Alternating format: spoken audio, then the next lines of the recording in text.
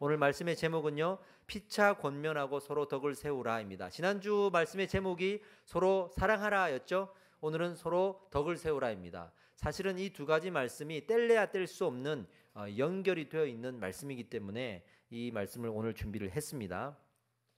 오늘 이 본문의 말씀이 바로 이 덕에 관련되어 있는 이야기예요.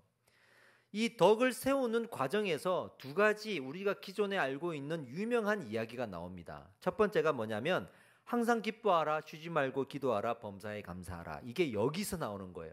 두 번째는 성령을 소멸하지 말며 예언을 멸시하지 말고 범사에 헤아려 좋은 것을 취하라. 이 두 가지가 이 덕을 세우는 과정 중에 권면되어진 말씀이라는 거죠. 이게 덕과 연관되어 있는 말씀이라는 것도 생소한 분들이 있으실 거예요. 중요한 것은 이 덕도요, 어떤 신앙의 열매라는 거예요. 어떤 신앙의 열매가 바로 덕이라는 거예요. 그 어떤 신앙이 무엇이냐 그러면 따라합시다. 은사.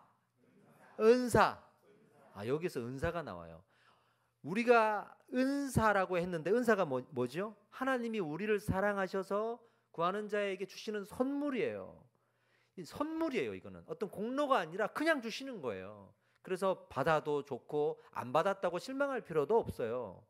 그런데 이 선물을 은사로 주셨는데 이 은사를 통해서 맺어야 될 최종적인 열매가 바로 덕을 세우는 거라고 성경은 말하고 있고, 그 덕을, 은사를 가지고 덕을 세우는 그 과정이 바로 오늘 말씀 주신 항상 기뻐하라부터 시작되는 그 이야기들이 포함되어 있는 거예요. 이게 그런 말씀이구나 하는 거죠. 고린도전서 14장 12절에 우리 한번 같이 읽어보겠습니다. 시작. 그러므로 너희도 영적인 것을 사모하는 자인즉 교회의 덕을 세우기 위하여 그것이 풍성하기를 구하라. 아멘. 은사로 교회의 덕을 세우는 것, 이것이 아주 중요한 열매라는 거예요. 바꿔서 이야기하면 은사가 있는데 교회의 덕을 세우지 못하는 은사가 얼마나 위험한지도 말하고 있는 거예요. 은사로 어떻게 교회의 덕을 세울 수 있을까? 신약 성경에 세 가지로 권면하고 있습니다. 그 첫 번째는 고린도 전서에 나오고, 두 번째와 세 번째는 오늘 본문인 데살로니가 전서에 나와요. 다 사도 바울을 통해서 하신 말씀이에요. 그 세 가지 권면을 살펴보겠습니다. 첫 번째, 따라 읽읍시다. 시작. 은사를 성경대로 잘 사용하라. 두 번째, 시작. 은사로 서로 화목하라. 세 번째, 은사를 위해 영과 몸을 온전히 보존하라. 아멘. 이 세 가지가 우리가 은사를 통해서 교회의 덕을 세우는 방법이에요. 이게 아주 성경에서 강조하는 방법이에요. 그리고 성경을 보면 정말 중요한 단어들을 다 꺼내놓고 있잖아요. 그죠? 성령을 소멸하지 말라 그러고 쉬지 말고 기도하라고까지 말할 정도로 중요한 내용들이 다 튀어나오는 거예요. 이 세 가지를 우리가 오늘 살펴봅시다. 첫 번째 뭐라 그랬죠? 은사를 성경대로 사용해라. 은사를 성경대로 사용해서 그걸로 교회의 덕을 세우라는 겁니다. 고린도전서 14장 5절을 우리 다시 한번 같이 읽어봅시다. 시작. 나는 너희가 다 방언 말하기를 원하나 특별히 예언하기를 원하노라. 만일 방언을 말하는 자가 통역하여 교회의 덕을 세우지 아니하면 예언하는 자만 못하니라. 아멘. 그러니까 지금 방언을 예로 들고 있어요. 여기에서 방언이 나오는 것은 꼭 방언만 은사다 이게 아니라 수많은 은사가 있다가 나올 텐데 그 중에 대표적으로 방언을 지금 끄집어내서 예화로 든 거예요. 방언에 대해서 말하는데 방언만 하기를 원하지 않는다.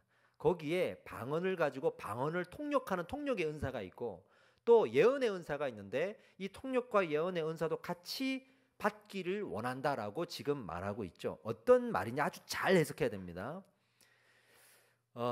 방언과 예언, 통역 이렇게 나오는데 뭐가 더 낫고 이게 중요한 게 아니에요. 지금은 뭐가 중요하냐면 보세요. 예언과 통역이라는 말이 나오는데 예언과 통역의 공통적인 특징이 하나님의 뜻을 해석하는 겁니다.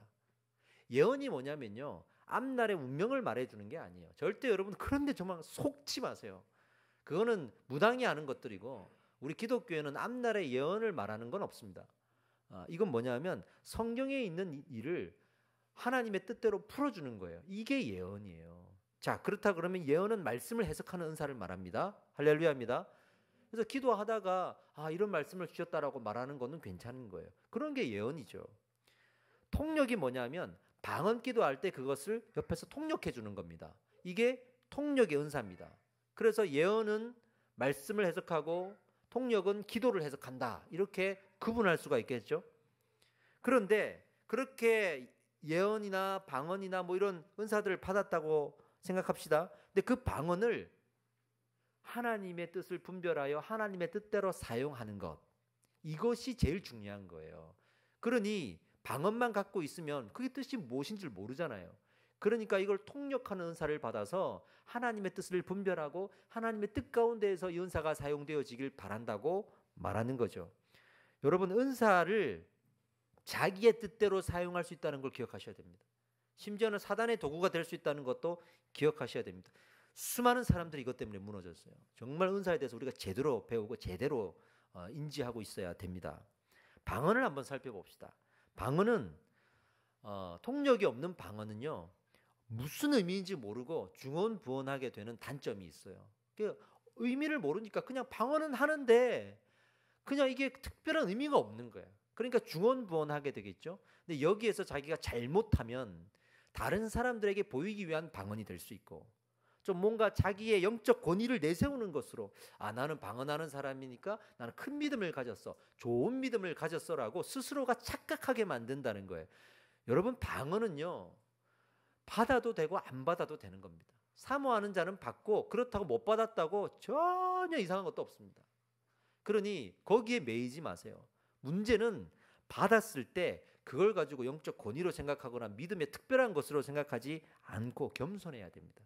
이게 자기의 권위가 될 때 자기 스스로가 우상이 될 수 있어요. 그럴 때 하나님의 뜻을 놓치고 자기의 뜻대로 방언을 사용하는 일이 된단 말이에요. 예를 들어서 두 아들이 있어요. 아버지한테. 아버지가 두 아들한테 자동차를 좀 선물해 주려고 하는데 첫째 아들은 맨날 달라고 그러고 둘째 아들은 달라고 하진 않아. 다 줄 수 있지만 그래도 뭐 주나 안 주나 이게 무슨 큰 것도 아니고, 그래도 첫째 아들이 달라고 그러니까 줘야지 하고 사줬어요. 첫째 아들이 선물을 받더니 차가 있으니까 이제 멀리 이사를 가도 아버지한테 찾아올 수 있겠네 하고 멀리 이사를 가버렸어. 그런데 또 안 찾아오고 그 차 타고 가족끼리 맨날 놀러 다녀. 근데 둘째는 안 사줬어요. 그랬더니 나는 차가 없으니까 아버지 가까이 있어야지 하고 가까이에 이사 와서 매일매일 찾아오는 거야. 누가 더 효도하는 사람이겠어요? 분명히 유익한 건 첫째가 가졌지만 둘째가 더 효도를 하는 거예요. 하나님께서 기도를 잘하라고, 기도에 좀 도움이 되라고, 마치 우리가 밥을 먹는데 비타민 하나 주듯이 기도에 유익한 도움이 되라고 방언을 주셨는데, 방언을 받은 사람이 나 방언하니까 나는 믿음이 좀 있는 것 같고 영적인 권위가 있는 것 같고, 그리고 기도를 많이 안 해도 될 것 같고 한 방의 기도로 세상을 움직일 수 있을 것 같고 막 그렇게 생각해서 오히려 기도를 안 해. 근데 방언을 안 받은 사람이 있는데 나는 기도를 그럼 많이 해야지, 매일 성전에 오고 매일 골방으로 들어가서 기도한다고 생각해봐요. 누가 하나님 앞에 기도의 칭찬을 받겠어요? 기도 많이 하는 사람은 칭찬받는 거예요. 그러니 방언은요, 가능한 구하시고 또 받는 게 좋습니다. 왜냐하면 기도에 도움이 되기 때문에. 그러나 도움이 되는 것이지 그것이 어떤 절대적인 영적 의미가 있는 것은 아니라는 것을 우리도 알아야 되는 거죠. 그래서 방언 못 받으면요, 기도 많이 하시면 돼요. 기도 많이 하시고 열심히 하시면 됩니다. 근데 필요하다고 생각하시면 또 사모하시는 마음이 들면 또 구하십시오. 그럼 하나님이 방언을 주십니다. 분당에 있는 그 교회에 이찬수 목사님이신데요. 분당 우리 교회 담임 목사님이시죠. 하도 성도들이 방언에 대해서 많은 질문을 하니까 어느 날 설교단에서 이렇게 말씀하셨습니다. 여러분, 방언 못하시는 분들 고민이 많으시죠. 많은 사람들이 저를 찾아오시는데 걱정하지 마십시오. 저도 방언을 못합니다. 이렇게 하셨어요. 여러분, 방언 못하는 거에 대해서 너무 열등감을 가질 필요 없고 방언한다고 해서 우월감을 가질 필요도 없어요. 그게 바로 하나님의 뜻대로 사용하지 않아서 그런 우월감을 가지게 되는 거예요. 하나님의 뜻 안에서 우리가 이 기도를 한다 그러면 방언 받았다고 교만할 일이 없어요. 얼마나 더 겸손하고 그것으로 하나님하고 기도하기 바쁜데요. 그렇죠? 통역을 한번 생각해 봅시다. 방언을 하는데 옆에서 통역하는 사람 보셨어요? 요즘에 이런 통역 연사 별로 없어요. 옛날에는 좀 있었습니다. 저 같은 경우에는 제 방언을 제가 해석해요. 근데 남의 방언은 모르겠어. 이건 저는 아주 신비해요, 나도. 근데 제 방언은 제가 이해하거든요. 그래서 기도해요. 그런데 통역의 은사에 대해서 성경은 어떻게 권면하냐면 다 통역의 은사를 받는 것도 아니래요. 그냥 방언이 그냥 나오는데 어떤 의미인지 모르는 사람들도 많아요. 그런데 이 통역의 은사가 없으면 그러면 어떻게 되느냐? 방언은 받았는데 통역의 은사가 없으면 어떻게 되느냐? 이게 고린도전서 14장 28절에 나오는데요. 여기에서 이렇게 말하고 있습니다. 통역의 은사가 없으면 교회에서는 잠잠하고 혼자서 하나님께 기도하라 이렇게 나옵니다. 아주 구체적으로 나오죠. 그러니까 통역의 은사가 없으니까 교회 와가지고 방언으로 다른 사람 막 기도 방해하지 말고 홀로서 하나님을 만나는 데 집중하라는 거예요. 통역의 은사가 있을 때 내가 방언하면서 이게 무슨 의미인지를 같이 나눌 수 있으니까 같이 할 수 있지만 그렇지 않으면 홀로서 하나님을 만나라는 거죠. 그래서 회중 기도에서 같이 방언하는 것까지는 괜찮아요. 다 시끄러우니까.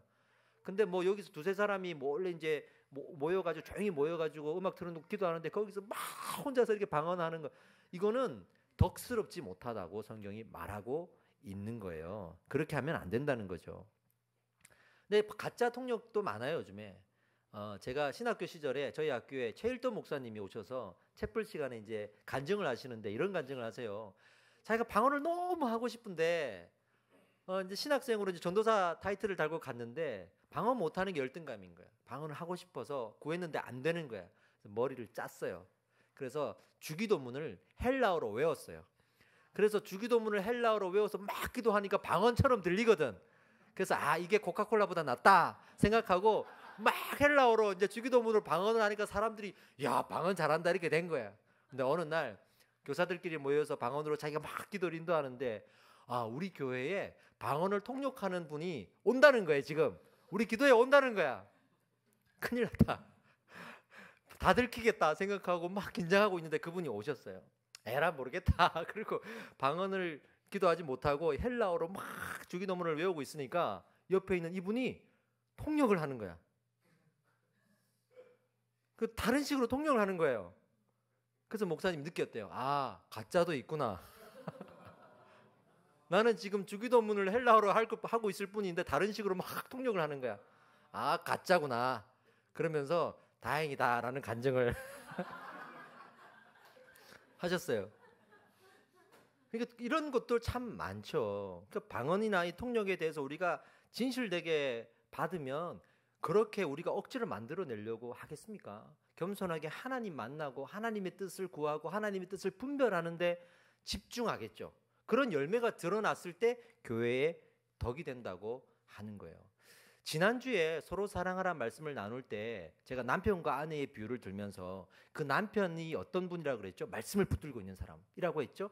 근데 어떤 성경에 보니까 남편이 아내를 괴롭게 한다는 표현도 있다 그랬죠. 그게 무슨 의미라고 했어요?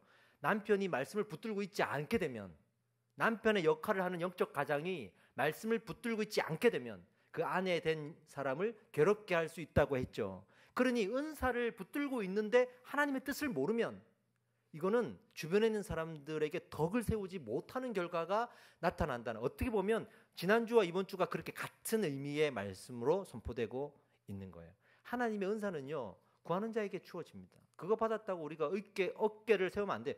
그러나 그걸 가지고 하나님의 뜻을 아는데 집중해야 됩니다. 아멘입니다. 예언을 봅시다. 성경에 나오는 예언이 아까 제가 무슨 의미라 그랬죠? 앞날의 운명을 알려주는 것은 아니라 그랬어요. 속지 말라고 했습니다.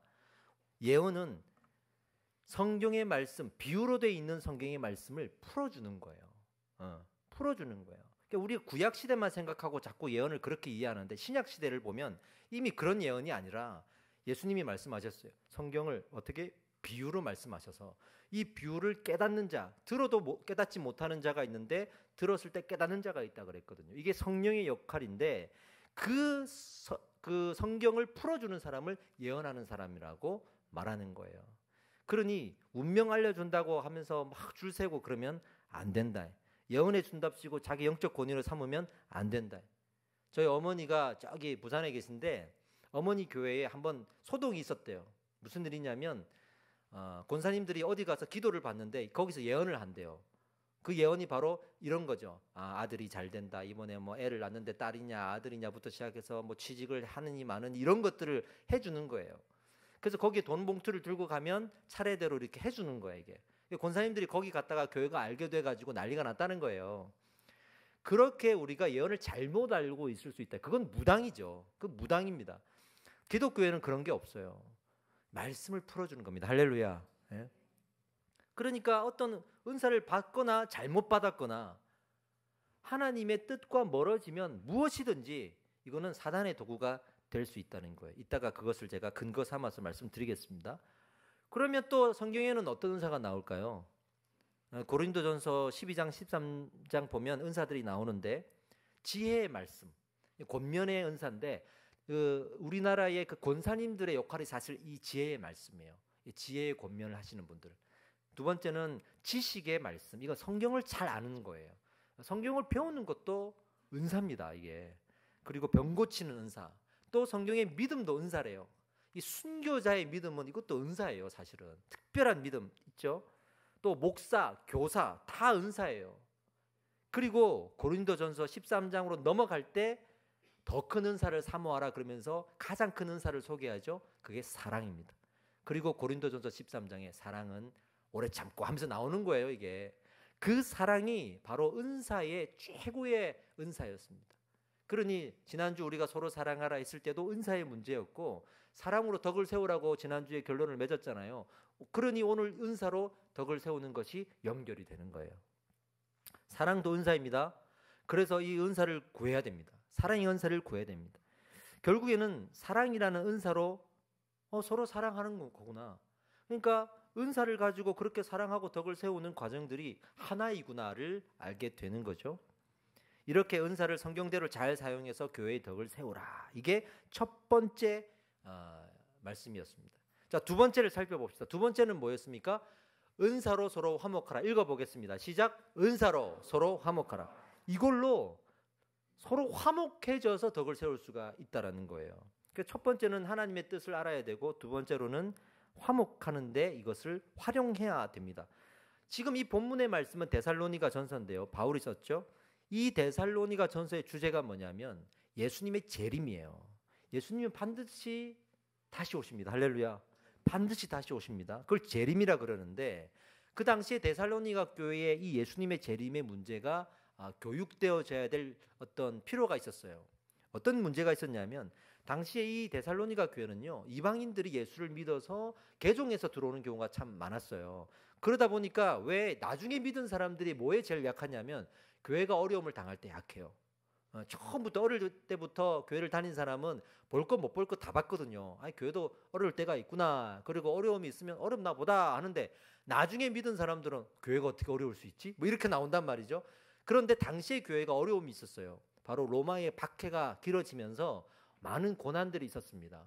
그러니 이방인들로 살다가 뒤늦게 예수를 믿고 교회를 들어왔는데 전부 다 이게 뭐지? 하나님 뭐 하시지? 이러면서 불평이 있고 불만이 있고 의심이 생기는 거예요. 그런 가운데 사도 바울을 통해서 우리 예수님이 권면하시기로 먼저 온 사람들, 먼저 은사를 받은 사람들이 뭐하냐? 그 은사를 가지고 이 서로의 화목하는 데 집중해라. 그러면 그 단단한 이 공동체가 되어서 고난을 이길 수 있다. 할렐루야. 그러면서 서로 덕을 세우라고 한 거예요. 누구에게? 본질적으로는 서로에게. 구체적으로 나오기를 게으른 자, 약한 자, 힘이 없는 자 쭉쭉 나옵니다. 이렇게. 그 사람들이 바로 교회 안에 돌봄이 필요한 사람들 아니겠어요? 지금도 교회 안에 돌봄이 필요한 사람들, 소외된 사람들, 관심이 필요한 사람들 있습니다. 그런데 교회가 그 뒤에서 이렇게 소외된 사람들을 잘 못 봐요. 왜냐하면 교회는 성장해야 되고 부흥해야 되는데 성장과 부흥의 필수 요소는 잘하는 사람들에게 집중하는 거예요. 모든 교회의 부흥과 성장의 요소는 앞에 나서서 열심히 하는 사람들 붙들고 가야지 뒤에서 못 따라오는 사람 끌고 갈 여력이 없다 이거예요. 이게 성장학의 본질이라 제가 아주 안 좋아하는 거예요. 교회 성장학은 거기에서 제가 손을 놓아버린 거예요. 그래서 교회에서 가장 소외된 사람들에게 손을 뻗으려면 현실적인 그리고 비즈니스적인 마인드로 봤을 때 이 성장의 요소를 좀 양보해야 됩니다. 타협해야 됩니다. 우리가 잠깐 늦게 가더라도 같이 손을 잡고 가겠습니다라고 하는 그런 마인드가 필요한데 그게 바로 하나님의 뜻 아니겠습니까? 그게 우리 예수님의 마음 아니겠습니까? 그 마음을 우리가 찾아야 된다는 거죠. 여러분들은 어떤 은사가 있다고 생각을 하십니까? 여러분들은 각자 어떤 은사가 있어요? 지금까지 제가 설교하는 걸 들으면서 나는 은사가 없는데 나는 그러면 덕을 안 세워도 되나? 그렇게 생각하셨습니까? 성경에 나오는 은사가 많은데 잘 연구해 보면 사실은 다 은사예요. 내가 잘하는 건 다 은사예요. 할렐루야. 내게 주신 달란트가 다 은사입니다. 아멘입니다. 우리 교회도 보세요. 어떤 은사가 있을까요? 뭐 교사, 또 뭐 있습니까? 찬양의 은사 있으신 분들이 있고, 기도의 은사, 또 말씀의 은사, 말씀 배우는 것도 은사입니다. 밥하는 것도 은사예요. 식사 대접하고 준비하는 것 대단한 큰 은사입니다. 이게 또 누구나 쉽게 못하는 은사이기도 하고, 그리고 물질의 은사도 있습니다. 물질을 또 물질로 섬기는 분도 이거 다 은사입니다. 내가 잘하는 거, 내가 있는 것으로 섬기는 거 아니겠어요? 그런 의미에서 학생부에 TV가 필요하다는 겁니다. 청소의 은사. 저희 교회가 청소의 은사가 좀 없어요. 청소의 은사가 좀 필요해요. 제가 어제 기도해서 하나님 청소의 은사를 주십시오. 그러니까 이런 은사들이 상당히 사소하지만 다 은사예요. 여러분들 각자 직장이 있잖아요. 직업이 있잖아요. 거기에서 잘하는 것들이 있지 않겠습니까? 그거 하나님이 주신 은사입니다. 할렐루야. 믿는 자는 그렇게 믿고 고백해야 될 줄 믿습니다. 저도 목사인 게 은사고, 말씀을 가르치는 게 저도 은사인 거예요. 또 내가 은사를 못 받은 것도 있잖아요. 다 받을 수 없어요. 성경에 보니까 각각 받는다 그랬어요. 하지만 내가 최대한 받을 수 있는 거는 받아야죠. 저는 청소의 은사가 아닙니다, 이렇게 말할 필요가 없는 거예요. 받고 안 되는 게 있어. 죽어도 청소 못하는 사람이 있어요. 어떡하겠어요? 죽어도 밥 못하는 사람이 있고, 죽어도 교사는 못하는 사람이 있어요. 이해해야죠, 그거는. 그러나 정말 구해봤냐 이거죠. 구해보고 진짜 아니면 안 되는 거죠. 여러분, 저도요 청소의 은사가 없어요. 저 진짜 없는 사람이에요. 저 아내한테 많이 야단을 듣는 사람이고, 우리 아이들 키울 때 집안일도 못 도와준 사람이에요. 설거지를 제일 싫어하고. 하지만 그렇다고 제가 그걸 포기해서 되겠습니까? 집에 가서 제 아내에게 나는 청소의 은사가 없으니까 이제부터는 청소를 못 하겠다고 하면 되겠습니까? 아니잖아요. 은사는 늘 구해야 되고, 있으나 없으나 우리는 노력해야 되고, 그러면서 특별하게 주셔서 남들을 섬길 수 있는 만큼 주시면 더 감사한 거죠. 그래서 저는 청소의 은사가 딱 그냥 나 하나 챙기는 정도밖에 안 되는 것 같아. 남들을 위해서 청소해 주는 거 잘 못해. 시간도 없고. 근데 그거를 그래도 하려고 하는 거예요. 그래도. 그러니 여러분들이 가지고 있는 그 은사를 가지고 많은 사람들에게 얼마나 내가 베풀고 있는가도 생각해 볼 수가 있는 거죠. 나보다 은사가 없는 사람들, 나보다 조금 더 내가 잘하는 걸 못하는 사람들이 있으면 나눠주는 거예요. 그래서 그 은사가 흘러가도록 해야 되고, 이게 하나님의 뜻 아니겠습니까? 할렐루야죠. 자기를 내세우고 자기를 드러내는 것으로 하지 말라는 거예요. 이걸로 내 자랑 삼고 내 공로 삼지 말라는 거예요. 어느 정도로 덕을 세워야 하는가?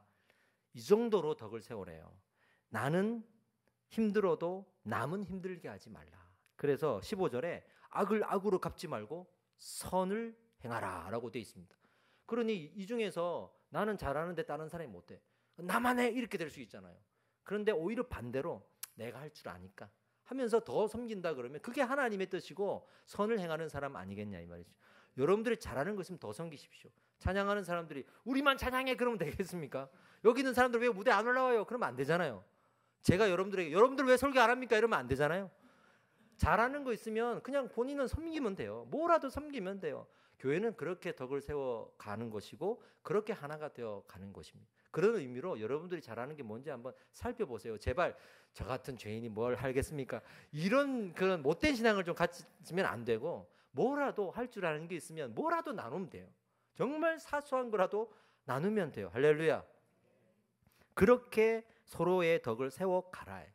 그래서 은사는 특별한 게 아니고 우리에게 주신, 우리가 할 수 있는 그 무엇, 모든 것 다 하나님 주신 은사예요. 그런 의미에서 은사를 안 받은 사람은 이 땅에 없어요.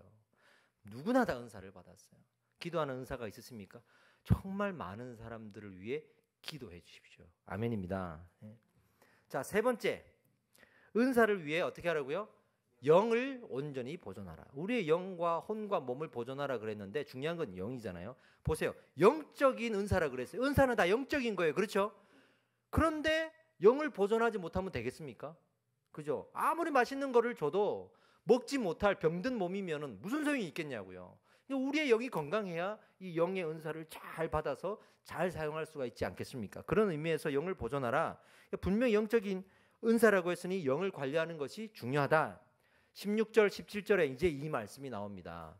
따라 읽어봅시다. 시작. 항상 기뻐하라. 쉬지 말고 기도하라. 범사에 감사하라. 이것이 그리스도 예수 안에서 너희를 향하신 하나님의 뜻이니라. 아멘. 항상 그랬어요. 쉬지 말고 범사에 뭔가 같은 의미가 있죠. 이게 무슨 의미냐면 잠깐이라도 놓지 마라. 늘 그래라. 즉 틈을 주지 말라는 얘기예요. 기뻐하는 걸 우리가 멈추는 순간 틈이 생겨요. 기도하는 걸 멈추는 순간 틈이 생기고 감사를 멈추는 순간 틈이 생겨요. 그 틈을 타고 누가 찾아올까요? 사단이 찾아온단 말이죠. 그 사단이 찾아왔을 때 성경은 우리가 시험에 든다라고 되어 있습니다. 그래서 우리가 뭔가 시험에 들 때는 이 틈이 벌어진 거예요. 그래서 이 틈을 우리가 메꿔야 돼.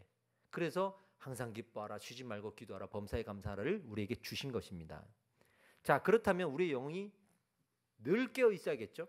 우리 늘 깨어 있어야만 합니다. 잠깐이라도 우리 영혼이 잠자고 있거나 쉬면은 안 된다고 성경은 강조하고 있어요. 여러 비유를 통해서도. 그러면 우리 영이 깨어 있지 않으면 사단이 침략을 하겠죠? 그러면 우리가 이미 받은 은사는 어떻게 될까요? 사단의 도구가 되는 거예요. 사단의 도구가 되는 거예요. 그래서 사실은 이 교회가 깨어지고 공동체가 깨어질 때 저 뒤에서 힘없는 사람들, 은사가 없다고 아무것도 안 하는 사람들이 교회 깨뜨리지 않아요. 은사 있다고 자기를 내세우는 사람들이 교회 깨뜨려요. 공동체 깨뜨리고 자기 공로 삼고 자기 자랑 삼고 자기 인정 안 해준다 그러고. 그러니까 은사가 있는데 하나님의 뜻을 놓치고 틈을 주어서 사단이 들어오면 문제가 심각해지는 거예요. 그래서 우리가 영을 보존하기 위해서 항상 깨어 있어야 하는 거죠. 그리고 영이 깨어 있기 위해서도 본문에 이렇게 권면하고 있습니다. 19절에서 22절입니다. 함께 읽어봅시다. 성령을 소멸하지 말며 예언을 멸시하지 말고 범사에 헤아려 좋은 것을 취하고 악은 어떤 모양이라도 버리라. 아멘. 성령을 소멸하지 말고 예언을 멸시하지 말라 말이 여기서 나와요. 이게 영혼을 깨우기 위한 방법입니다. 소멸하지 말라? 성령을 소멸하지 말라. 이걸 이해 못하시는 분들이 상당히 많아요. 근데 이거는 예언을 멸시하지 말라는 것 이렇게 세트예요. 같이 생각해야 되는데 이런 겁니다. 영혼이 잠자면 우리의 영혼이 이제 깨어있다가 잠자기 시작하면 은혜 받았다가 은혜가 식는다 보통 이렇게 얘기하죠. 그러면 첫 번째로 생기는 현상이 말씀이 안 들려요. 말씀이 안 들려. 예배 드리는데 은혜가 안 돼. 찬양이 별로 이렇게 감동이 없어요. 은혜의 공급이 다 끊어지는 거예요. 우리가 식량의 공급이 끊어지면 전투할 때 부대가 어떻게 되죠? 무기가 있어도 싸울 수가 없어요. 그러니 우리 영적인 식량의 공급이 다 끊어져 버려요. 그러면 말씀을 안 듣겠죠.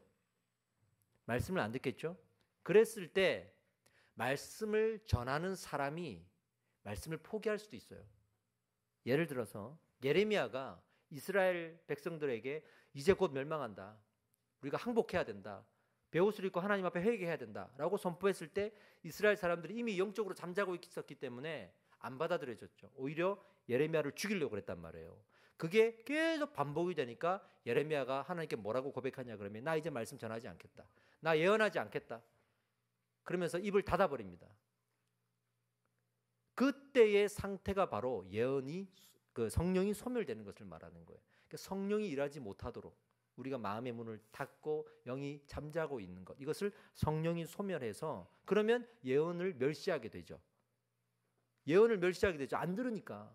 그래서 여러분들이 이게 말씀이 선포되고 말씀을 배울 때 아무런 감동이 없고 마음과 내 귀가 딱 닫혀 있다라고 생각이 들 때 심각하게 생각하셔야 됩니다. 아, 내가 영이 닫혀 있구나. 내가 지금 잠자고 있구나. 이 상태로 계속되면 그래도 내가 한때 은혜를 받았던 사람이다. 그럼 더 위험합니다. 이게 사단의 도구가 되는 거예요. 사단의 도구가 되는 거예요. 그래서 그때 빨리 긴장하고 하나님 앞에 나와서 이 영을 깨우셔야 됩니다. 할렐루야. 우리는 모두가 은사자라 그랬습니다. 누구 하나라도 해당 안 되는 사람은 없단 말이에요. 제가 사진을 하나 보여줄게요. 책을 하나 소개하겠습니다. 당신이 옳다라는 책이에요. 제가 정말 재미있게 읽고 있는 책이고 지금 거의 다 읽어가는데 아직도 읽고 있습니다. 어제도 읽었고. 이 정혜신 박사님이 이제 의사인데요. 이제 심리학적으로 이제 우리의 우울증 이런 것들을 좀 잘 풀어낸 책이고 꼭 한번 읽어보셨으면 좋겠어요. 이 책에 제 3장에 공감에 대한 챕터 중에 소 제목으로 이렇게 달려 있는 부분이 있습니다. 존재의 관역에 도달할 때까지 상대를 놓치지 마라 라는 부분이 있어요. 제가 그 부분을 읽어드릴게요. 공감은 인내심을 가지고 들어주는 것이 아니라 정확하게 듣는 것이다. 정확하게라는 말은 대화의 관역이 분명히 존재한다는 뜻이다. 공감에는 관역이 있다. 이 뜻입니다. 무슨 말이냐면 예를 들어서 이 저자가 오랜만에 친구를 만났단 말이에요. 그래서 모임을 가지는데 이 친구가 역사 이야기를 계속 하는 거야. 오랜만에 만났으면 서로 간에 관심이 있고 서로 간에 물어야 되는데 자기는 오직 역사에만 관심이 있으니까 역사 이야기만 하는 거야. 그래서 이 저자가 이렇게 말했대요. 아니, 역사는 됐고 너는? 그러면서 물었대요. 무슨 말이겠어요? 나는 너에게 정확한 관역을 가지고 있어. 나는 그 관역에 맞추는 대화를 할 거야 라는 의지 아니겠습니까? 그러니까 여러분들 시간이 지나서 열심히 역사 이야기만 하고 둘이 헤어졌다고 생각해 보세요. 뭐가 남겠어요? 서로가 남지 않겠죠. 역사만 남겠죠. 그러나 만났을 때 너는 어떻게 지내? 너는 하면서 그 사람에 대해서 이야기를 서로가 주고받았다 그러면 자기가 하고 싶은 얘기를 못했다는 생각이 잠깐은 들겠지만 지나고 나면 그 사람이 공감해 준 거예요. 그렇죠? 그래서 관역이라는 게 꼭 필요하다. 만나서 수다를 실컷 떨었는데 이게 뭐지? 하는 경우들이 우리는 많지 않아요. 그죠? 그래서 이것을 공감이라고 말을 하고 있습니다. 왜 이게 중요하냐 그러면 이 저자의 마음에는요. 역사에는 관심이 없어요. 무엇에 관심이 있겠습니까? 역사를 좋아하는 너한테 관심이 있는 거야. 그죠? 그 사람에게 관심이 있는 거잖아요. 그러니까 우리가 덕을 세워갈 때도 이런 원리가 좀 있더라고. 덕을 세워가는데 내가 은사를 받았어. 그러니까 자꾸 은사 얘기만 하는 거야. 나 이런 은사 받았고 내 은사 이거 봐라. 이거 봐라. 그러면서 마치 자동차를 사갖고 소개하고 자랑하듯이 아 내가 이런 은사를 받았는데 대놓고는 안 하지만 사실은 따지고 보면 그거야. 그 사람하고 만나고 얘기해보면 그거야. 내가 이걸 잘하고 내가 하나님께서 이걸 주셨는데 내가 축복을 받았는데 내 이래 했는데 이러면서 사실은 간증이라는 틀 안에서 이야기하지만 사실은 다 자기 은사 자랑이야. 지나고 보면 그냥 그 사람 자랑이야. 저는 이제 이걸 좀 많이 이제 고민을 해요. 그래서 이야기할 때 이 사람이 막 자기 얘기를 해. 근데 당신이 나를 찾아온 이유가 있을 거 아니에요. 이유가 있을 거 아니에요. 그 이유를 저는 묻죠. 아 그러시냐고. 아 그랬냐고. 근데 이건 어떻게 됐습니까? 라고 묻죠. 그러니까 공감해주겠다라는 그 열심은 있는데 관역이 없는 사람은 무슨 이야기를 하든지 들어만 줘요. 10시간, 20시간을 들어줘. 실컷 들어줘. 그리고 자기는 공감해줬다고 생각해. 아 그러냐? 아 그러십니까? 아 그러네요. 그러면서 자기는 열심히 공감해줬다고 생각해. 근데 관역에 꽂힌 건 아무것도 없는 거야. 그러니까 우리가 은사를 받고 그 은사를 가지고 우리 덕을 세우기 위해서는 이 사람들하고 내가 왜 만났는지, 이 사람들은 나에게 뭘 원하는지, 내가 이 사람들한테 뭘 해줘야 되는지를 알아야 되는 거 아니겠어요? 그런데 우리는 처음부터 교회 와갖고 내가 뭐 잘하는지에 대해서 드러내고 자랑하는 집중하고 있다 그러면 이게 관역에 꽂힐 수가 없는 거야. 내 앞에 있는 사람이 이 사람이 좀 기도가 필요한 사람이야. 그럼 내가 기도를 해줘야지. 내가 기도를 잘한다는 걸 말해봐야 무슨 소용이 있냐고. 내 기도해줄게. 무슨 기도 제목이 필요하냐고. 근데 어떤 사람은 내가 기도를 했는데 이런 일이 있었고 저런 일이 있었고 내가 또 기도를 했는데 응답을 받았고 이런 얘기만 하는 거야. 그게 아니잖아요. 무슨 기도 제목이 무슨 기도가 필요하냐 그걸 묻는 거예요. 제가 그 문자로 여러분들에게 보내드린 그 예은이라는 아이 아시죠? 감사하게도 지금 주말에 조금 더 좋아지면 이 기관지 내시경을 안 해도 되는데 이 내시경을 안 해야 됩니다. 하면은 이 후유증이나 감염 등 여러 가지 2차적인 일이 벌어져서 안 해야 되는데 어쨌든 지금 주말에 좋아지고는 있대요. 감사하게. 정말 기도 애원해요. 처음에는 저 혼자 기도하고 우리 몇 분에게 기도 요청을 했다가 또 안 좋아지고 그래서 아예 제가 공개적으로 기도하자고 했던 건데 지금 많이 좋아졌습니다. 근데 이 예은이 어머니가 이제 저랑은 같이 신앙생활도 하셨던 분이고 알고 있는 분인데 한 2년 정도를 소식을 또 서로가 못 전했어요. 그리고 이분이 교회를 나오면서 아이가 아픈 거야. 나오자마자 아이가 아픈 거예요. 자기는 교회가 건강하지 못하다 생각하고 나왔는데 아이가 아픈 거예요. 그런데 얼마나 속상하겠어요. 그런데 문득 생각이 드는 거지. 내가 교회를 나와서 아픈 건가? 이런 생각들도 들지 않겠어요. 기도 부탁할 데도 없고. 제가 그 소식을 듣고 전화해서 달려갔어요. 중환자실에 있다고 하길래 바로 달려갔어요. 만났으니 서로가 얼마나 2년 동안 그 못다한 이야기들이 있잖아요. 그 얘기하기 바쁠 거 아니겠습니까? 근데 우리는 왜 만났죠? 기도해 주러 만났잖아요. 그래서 몇 마디 나눈 다음에 화제를 돌린 거죠. 예언이는요? 어떻습니까? 이렇게 물어야죠. 그게 맞는 거잖아요. 근데 우리가 거기에 사실 익숙해 있지 않은 사람들도 많아요. 너무 많아. 자기 얘기만 이만큼 하고 가는 사람들이 많아. 이게 위로인지 상갓집에 가면 이런 걸 또 많이 느껴요. 분명히 위로하러 왔는데 실컷 다른 얘기 하다가 가는 사람들도 많고, 우리가 그 상대 하나를 바라보지를 못하는구나. 내 앞에 있는 사람 하나를 바라보지 못하는구나. 그러니 교회에 있어도 내 앞에 있는 사람을 못 보는 거예요.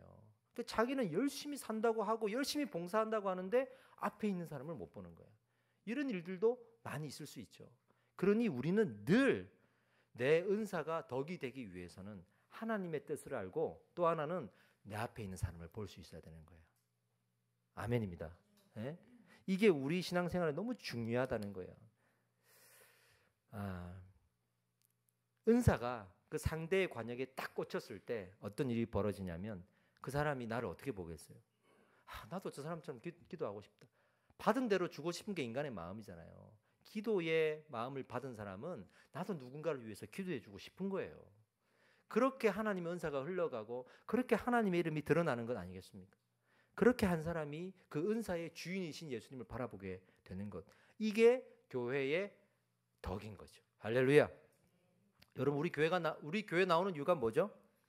내가 구원받은 사람인데 구원받은 사람들끼리 모여서 예배하라고 성경이 말했기 때문에 와서 예배하는 것 아니겠습니까? 그러면서 하나님이 주신 말씀대로 살려고, 말씀을 듣고 그렇게 실천하려고 하는 거 아니겠습니까? 그러니 성경은 그렇게 살기 위해서 쉬지 말고 기도하라고, 범사에 감사하라고 말하고 있지 않습니까? 그렇다면 우리는요, 하나님 바라보기에 집중하는 것도 어려워요. 쉬지 말고 하나님 바라보라 그랬잖아요. 예? 항상 기뻐하라 그랬잖아요. 그러니 우리는 그거 하기에 바쁜 거야 지금. 어디 우리를 내세울 시간이 있고, 어디 우리가 자랑할 시간이 있고, 어디 우리가 하나님 앞에서 불평할 시간이 있습니까? 우리는 하나님 바라보기 바빠요. 우리가 교회에서 많은 행사가 없는 거에 대해서 제가 항상 설명을 좀 드려요. 왜냐하면 행사가 많은 교회들이 많고 그 교회에서 열심히 하다 오신 분들은 이 교회 뭐 할 게 없는 거야 이게. 그럴 수 있어요. 하나씩 해가긴 하겠지만 행사를 위주로 저희가 교회가 돌아가진 않아요. 제가 뭐라고 여러분들에게 설명을 드리던가요? 말씀 하나 보기에도 바쁘다 그랬어요. 말씀 하나 보고 예배하기 바쁘다. 이거 하나만 제대로 하는 것도 정말 바빠요. 여러분 해보니까 아시잖아요. 그것 때문에 주중에 모여야 되고 또 기도해야 되고 그걸로 또 우리가 밖에 가서 실천해야 되고 할 게 얼마나 많은데 다른 거 우리 많이 하면 이거 못해요. 그러니 교회는 거기에 집중해야 돼. 결론의 말씀을 맺겠습니다. 우리 기도할 텐데요. 우리는 모두가 하나씩 은사가 다 있습니다. 성경은 그것을 전제로 말하고 있습니다. 제발 나는 은사가 없다고 말하지 마세요. 너는 이제 교회 처음 나왔는데요. 아니에요. 우리를 만드실 때, 창조하실 때부터 우리는 다 은사가 있어요. 또 여러분들이 구하면 구하는 대로 은사를 주실 거예요. 저는요, 방언을 좋아하지도 않았고 사모하지도 않았고 구해 본 적도 없는 사람이에요. 내가 이걸 왜 받아야 되지? 그리고 방언하는 사람들을 좀 별로 안 좋게 생각했어요. 내가 자라온 환경이 그랬기 때문에. 근데 어느 날 전도자 시절에 나는 방언을 못하는데 그 교회도 뭐 굳이 방언을 강조하는 교회도 아니었어요. 근데 이제 고난주간이 되어가지고 매일 성도들이 돌아가면서 시간을 정해놓고 릴레이 기도를 한단 말이죠. 교회에 골방이 있었어요. 거기 들어가서 뭐 음악 틀어놓고 계속 시간 되면 기도하는 거죠. 제 순서가 돼가지고 들어가서 기도했어요. 기도하는데 갑자기 방언이 터진 거예요. 제가 너무 당황했습니다. 하나님, 나 구한 적이 없고 나 별로 하고 싶지 않은데 그냥 터져 나왔어요. 왜 주셨을까? 이해가 안 되는 거야. 왜 주셨을까? 아무리 내 뜻에 비춰봤을 때 나는 이걸로 뭘 하고 싶은 생각도 없고 방언에 대한 좋은 이미지도 없었어요. 왜 주셨을까? 왜 주셨을까? 그 다음 몇 달 후에 사역지를 옮겼습니다. 옮겼는데요, 세상에 그 교회는 방언 기도 안 하면 안 되는 거예요. 아, 하나님께서 또 이 교회 보내시려고 나를 방언하게 하셨구나. 그렇게 생각이 들었습니다. 하나님께서 은사를 주실 때는요, 우리가 구해서도 주시지만 필요하다 싶으시면 또 주시는 거예요. 그리고 따지고 보면 내가 구하지 않았는데 받은 은사들 우리 많습니다. 그렇게 영적인 은사까지 아니더라도 우리가 생활하는 데 필요한 은사들도 참 많습니다. 그런데 우리 그 은사들 어디에 사용하고 있는지 한번 보자고. 고난주간요, 도대체 우리 고난주간에 무슨 묵상합니까? 맨날 금식하고 모여서 기도하는 건 좋아요. 그러나 그게 하나님의 참된 기쁨일까? 저는 의심될 때가 많아요. 정말 우리가 이 은사를 가지고 덕을 세우는 거에 집중해야 되는데 그거 안 하면서 기도한다고 하고 그렇게 날마다 모이는 것이 무슨 의미가 있을까? 어떤 교회에서는 청년들이 특별 새벽 기도를 하잖아요. 고난주간에 와가지고 매일 새벽마다 연극을 하는 거예요. 예수님의 그 일주일 그 행적을 가지고 연극을 하는 거예요. 얼마나 귀합니까? 그런 청년들이 어디 있어요? 근데 제 마음에 의문이 생겼습니다. 저렇게 하면 뭐하나 맨날 싸우는데, 지들끼리 맨날 싸우는데 저게 무슨 하나님의 기쁨이 될 수 있을까 하는 생각이 들었어요. 여러분, 교회가 덕을 세우지 못하면 이 일을 할 수가 없어요. 그 일이 덕이 될 수도 않습니다. 우리 교회는 덕을 먼저 세우는 교회가 될 줄 믿습니다. 서로를 돌아보는 그런 교회가 될 줄 믿습니다. 그래서 마지막으로 이 말씀을 좀 드리고 싶어요. 내가 뭐 하나 잘해놓고 지나간 자리에 예수님의 이름이 남아야 합니다. 사진 하나 보여주시겠어요? 이게 관이죠. 1세기의 선교사님들 중에 별명이 있었습니다. 편도 선교사. 뭐냐면 선교지로 갈 때 배 티켓을 끊을 때 편도만 끊고 가는 거예요. 왕복으로 끊지 않고. 나는 가서 죽겠다는 거죠. 그 사람들을 편도 선교사라고 합니다. 그 중에 밀른이라는 선교사님이 있었는데요, 남태평양 뉴 헤브리디스 제도에 가서 원주민들을 선교하신 분이에요. 자기 이전에 갔던 선교사들이 다 죽었어요, 그 원주민들한테. 근데 본인이 편도행 티켓 하나 끌고 갔어요, 젊은 나이에. 왜냐하면 본인은 이미 복음 앞에 죽었거든요. 그리고 거기서 35년을 원주민들과 함께 살았고 전도했습니다. 나중에 장사를 지내는데 그 원주민들이 이 선교사님의 관을 묻으면서 거기에 묘비에 이렇게 썼습니다. 그가 왔을 때 빛이 없었다. 그가 갔을 때 어둠이 없었다. 이렇게 썼습니다. 본인의 가진 은사를 가지고 우리가 어떠한 영혼들을 위해서 살아간다는 것, 이것이 예수님의 마음 아니겠습니까? 근데 우리가 다 저렇게 못하지만 저런 마음 본받아서 우리 옆에 있는 사람만 좀 섬겨도 어떨까요? 우리 예수님이 오늘 말씀하십니다. 순교까지 내가 바라지도 않은데 네 옆에 있는 사람 네 은사 좀 나눠줘라. 그것만 해도 나는 충분하다. 이렇게 말씀하시는 것 같아요. 그렇게 우리가 덕을 세우는 공동체, 교회가 될 줄 믿습니다. 기도하겠습니다. 하나님, 우리가 고난주간에 아버지 뜻 앞에 내 뜻이 죽는 시간이 되게 하여 주시옵소서. 그래서 내게 주신 은사들이 아버지 뜻대로 잘 사용되어서 교회의 덕이 되게 인도하여 주시옵소서. 내가 잘못 바라보고 있는, 잘못 집중하고 있는 것들 다 내려놓게 하시고 나의 의와 나의 욕심과 내 이름을 드러내고자 하는 모든 것들을 내려놓게 하시고 아버지 뜻대로 이 교회의 덕을 세울 수 있는데 동참하도록 인도하여 주시옵소서.